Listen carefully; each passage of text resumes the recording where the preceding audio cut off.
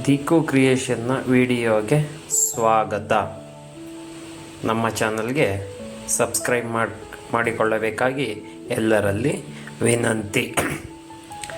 ನಮ್ಮ ಪ್ರಯಾಣ ನಮ್ಮ ಹಾಸನ ನಗರದಿಂದ ಟಿ ನರಸೀಪುರದ ಮೂಲಕ ಮಲೆ ಮಹದೇಶ್ವರ ಬೆಟ್ಟಕ್ಕೆ.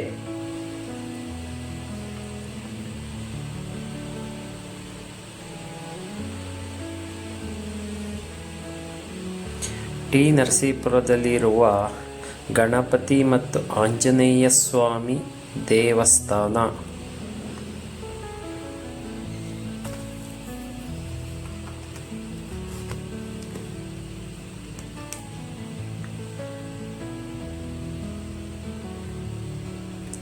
ಮೂರು ನದಿಗಳಾದ ಕಾವೇರಿ, ಕಪಿಲ, ಸ್ಫಟಿಕ ನದಿಗಳು ಸೇರುವ ಸ್ಥಳ. ಇದನ್ನು ಸಂಗಮ ಎಂದು ಕರೆಯುತ್ತಾರೆ.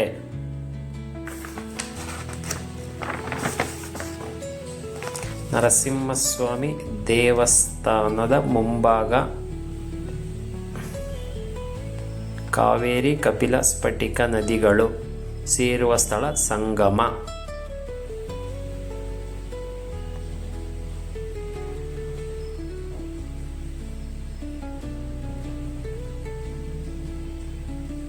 ನರಸಿಂಹಸ್ವಾಮಿ ದೇವಸ್ಥಾನದ ಮುಂಭಾಗ.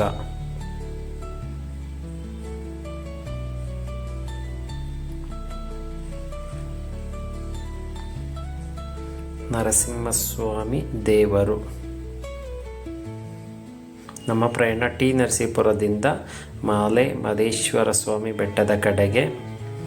ರಸ್ತೆ ತುಂಬ ಚೆನ್ನಾಗಿದೆ, ಬಟ್ ಸಿಂಗಲ್ ರೋಡು, ಸ್ವಲ್ಪ ಸ್ಲೋಗಿ ಹೋದರೆ ಬೆಟರು. ಸೊ ಪ್ರಕೃತಿ ಸೌಂದರ್ಯ ತುಂಬ ಚೆನ್ನಾಗಿದೆ. ಒಂಥರ ಫಾರಿನಲ್ಲಿ ಹೋದ ರೀತಿ ನಿಮಗೆ ಫೀಲ್ ಆಗುತ್ತೆ.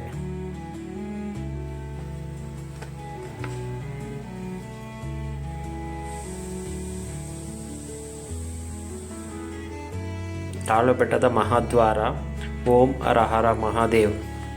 ಇಲ್ಲಿಂದ ಮಲೆ ಮಹದೇಶ್ವರ ಬೆಟ್ಟಕ್ಕೆ ಸುಮಾರು 17 ಕಿಲೋಮೀಟರ್ ದೂರವಿದೆ. ಸೊ ಇಲ್ಲಿ ಬಂದು ಮಹದೇಶ್ವರ ಸ್ವಾಮಿಗೆ ಒಂದು ನಮಸ್ಕಾರವನ್ನು ಮಾಡಿ ನಮ್ಮ ಮುಂದಿನ ಪಯಣ ಸ್ವಾಮಿ ಸನ್ನಿಧಿಗೆ. ಸೊ ತಾಳು ಬೆಟ್ಟದಿಂದ ಮಲೆ ಮಹದೇಶ್ವರ ಬೆಟ್ಟಕ್ಕೆ ಸುಮಾರು 27 ತಿರುವುಗಳಿದ್ದಾವೆ. ಸೊ ಎಲ್ಲ ಕ್ರಾಸ್ಗಳಲ್ಲೂ ರಿಫ್ಲೆಕ್ಟರ್ನ ಹಾಕಿದ್ದಾರೆ. ಏನಕ್ಕಂದರೆ ಎದುರುಗಡೆ ಬರೋ ವೆಹಿಕಲ್ಲು ನಮಗೆ ಗೊತ್ತಾಗಲಿ ಅಂತ. ಆದಷ್ಟು ಸ್ಲೋ ಹೋದರೆ ಬೆಟರು. ರೋಡ್ ಸ್ವಲ್ಪ ತುಂಬ ಚಿಕ್ಕದಾಗಿದೆ.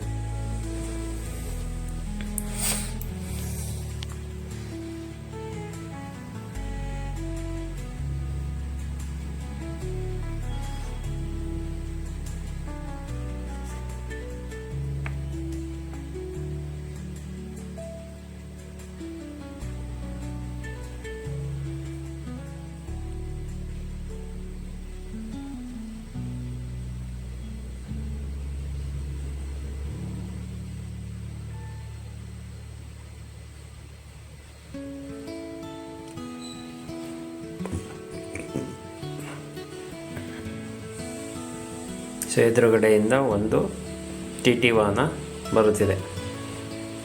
ಸೊ ಎಲ್ಲ ತಿರುವುಗಳಲ್ಲೂ ರಿಫ್ಲೆಕ್ಟರ್ನ ಹಾಕಿದ್ದಾರೆ. ಸೊ ರೋಡು ತುಂಬ ಚೆನ್ನಾಗಿದೆ, ಯಾವುದೇ ಗುಂಡಿಗಳಿಲ್ಲ ರೋಡ್ ಮಧ್ಯ. ಸೊ ಆರಾಮಾಗಿ ಹೋಗ್ಬೋದು. ತಿರುವುಗಳಲ್ಲಿ ಒಂದು ಸ್ವಲ್ಪ ಎಚ್ಚರಿಕೆಯಿಂದ ಇರಬೇಕು. ಏನಕ್ಕಂದರೆ ಆಪೋಸಿಟ್ ವೆಹಿಕಲ್ಲು ನಮಗೆ ಗೊತ್ತಾಗಲ್ಲ, ಸಡನ್ನಾಗಿ ಬಂದುಬಿಡುತ್ತೆ. ಸ್ಲೋ ಹೋದರೆ ಒಂದು ಸ್ವಲ್ಪ ಉತ್ತಮ.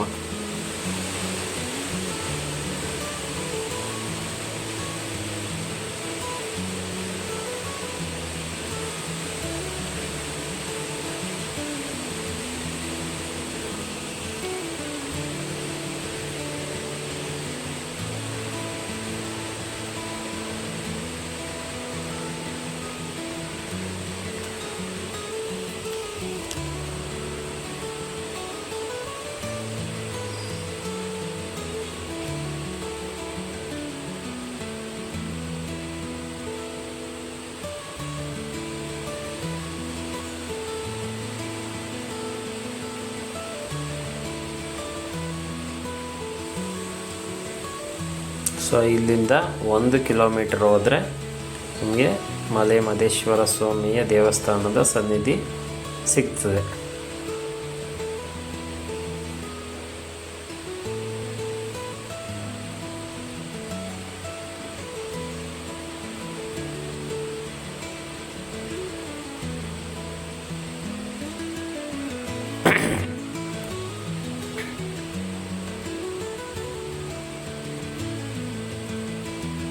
ಸೊ ಇದು ಸ್ವಾಮಿ ಸನ್ನಿಧಿಯ ಪ್ರವೇಶ ದ್ವಾರ. ಸೊ ಇಲ್ಲಿಂದ ಡೌನ್ ಹೋದರೆ ನೀವೇನಾರ ವೆಹಿಕಲ್ನ ಪಾರ್ಕಿಂಗ್ ಮಾಡೋದಿದ್ರೆ ಇಲ್ಲೇ ಪಾರ್ಕಿಂಗ್ ಮಾಡ್ಬೋದು. ಸೊ ಮಲೆ ಮಹದೇಶ್ವರ ಸ್ವಾಮಿಯ ಮಹಾಸನ್ನಿಧಿ ದೇವಸ್ಥಾನದ ಎಂಟ್ರೆನ್ಸ್. ಸೊ ಧರ್ಮದರ್ಶನ ಗೇಟ್ ನಂಬರ್, ನೀವು ಧರ್ಮದರ್ಶನ ಮಾಡಬೇಕಂದ್ರೆ ಗೇಟ್ ನಂಬರ್ 3 ಮುಖಾಂತರ ಹೋಗಬೇಕು. ಸೊ ಇದು ಮಾದಪ್ಪನ ಸನ್ನಿಧಿಯ ಕೊನೆಯ ಎಂಟ್ರೆನ್ಸ್. ಸೊ ಈಗ ಸ್ವಾಮಿಯ ದರ್ಶನ. ದೇವಸ್ಥಾನದ ಮುಂಭಾಗ ಇರುವ ಗೋಪುರ.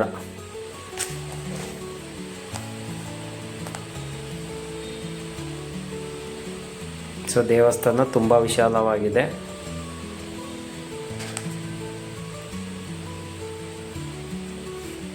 ದೇವಸ್ಥಾನದ ರಥ ಉತ್ಸವ, ಸ್ವಾಮಿಯ ರಥ ಉತ್ಸವಗಳು. ಸೊ ಇದಕ್ಕೆ ನಾವು ಟಿಕೆಟ್ ಮಾಡಿಸ್ಬೇಕು.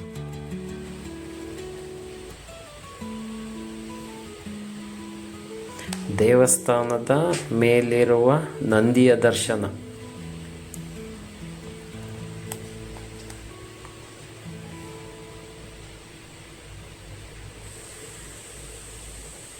ನಂದಿಯಿಂದ ದೇವಸ್ಥಾನದ ಒಳನೋಟ.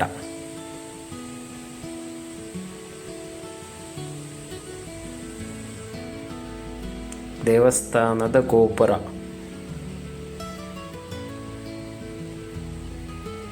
ಸೊ ಮಲೆ ಮಹದೇಶ್ವರ ಸ್ವಾಮಿ ದೇವಸ್ಥಾನ, ಕರ್ನಾಟಕ ಸರ್ಕಾರ.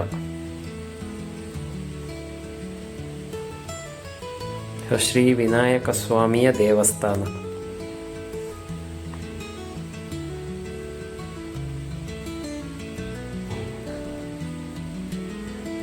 ದೇವರಲ್ಲಿ ಪ್ರಾರ್ಥಿಸಿಕೊಂಡು, ಸೊ ಈ ಜಾಗದಲ್ಲಿ ನಾವು ಸೆಲ್ಫಿಗಳನ್ನ ತಗೋಬೋದು. ಅದಕ್ಕೆ ಅಂತಲೇ ದೇವಸ್ಥಾನದವರು ಈ ಜಾಗನ ಮಾಡಿದ್ದಾರೆ. ಸೊ ದೇವಸ್ಥಾನದ ಅಥವಾ ದೇವರ ದರ್ಶನದ ನಂತರ ವಿಶ್ರಾಂತಿ ಪಡೆಯುವುದಕ್ಕೆ ವಿಶ್ರಾಂತಿ ಗೃಹ, ಇದನ್ನು ರಂಗಮಂದಿರ ಅಂತ ಕರೀತಾರೆ. ರಾತ್ರಿ ಟೈಮಲ್ಲಿ ಅಥವಾ ಡೇ ಟೈಮಲ್ಲಿ ನಾವು ಇಲ್ಲಿ ಸ್ಟೇ ಆಗ್ಬೋದು. ದೇವಸ್ಥಾನದ ಪಕ್ಕ ನೀವಿರೋದು ನೋಡ್ತಿರೋದು ದೇವರ ಉತ್ಸವ. ಸೊ ದೇವರ ಉತ್ಸವಕ್ಕೆ ನಾವು ಫಸ್ಟು ಚೀಟಿನ ಮಾಡಿಸ್ಕೊಳ್ಬೇಕು. ಸೊ ಅದಕ್ಕೆ 300 ರೂಪಾಯಿ ಆಗುತ್ತೆ. ಸೊ ದಾಸೋಹ ಮಂದಿರ ಅಥವಾ ಭೋಜನ ಶಾಲೆ. ನಾವೇನಾರ ಮಾದಪ್ಪನ ಸನ್ನಿಗೆ ಕೊಡಬೇಕಂದ್ರೆ ಇಲ್ಲಿ ದಾನವಾಗಿ ಕೊಡ್ಬೋದು. ಸೊ ದೇವರ ಅನ್ನಪ್ರಸಾದ. ಸೊ ಮೊದಲಿಗೆ ತಟ್ಟೆ ಲೋಟ ಕೊಡ್ತಾರೆ, ಅದನ್ನ ನಾವೇ ತಗೋಬೇಕು. ಪಾಯಸ ಹಾಕ್ತಾರೆ. ದೇವರ ಅನ್ನಪ್ರಸಾದ.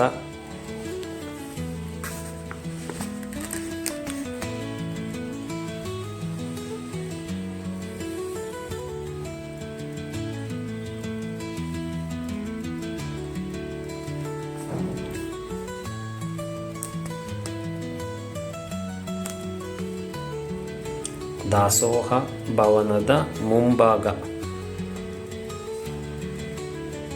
ದೇವಸ್ಥಾನದ ಶಾಪಿಂಗ್ ಕಾಂಪ್ಲೆಕ್ಸ್. ಸೊ ನಾವು ಮುಡಿ ಕೊಟ್ಟೋಕ್ಕೆ ನಮಗೆ ಏನಾರು ಸಾಮಗ್ರಿಗಳು ಬೇಕಂದರೆ ಇಲ್ಲಿ ತಗೋಬೋದು. ಮತ್ತು ದೇವರ ಪೂಜೆಗೆ ಇಲ್ಲಿ ಸಾಮಗ್ರಿಗಳನ್ನು ತಗೋಬೋದು. ದೇವರಲ್ಲಿ ಏನಾರು ಅರ್ಕೆ ಮಾಡ್ಕೊಂಡಿದ್ರೆ ಇದು ಮುಡಿ ಕೊಡುವ ಸ್ಥಳ.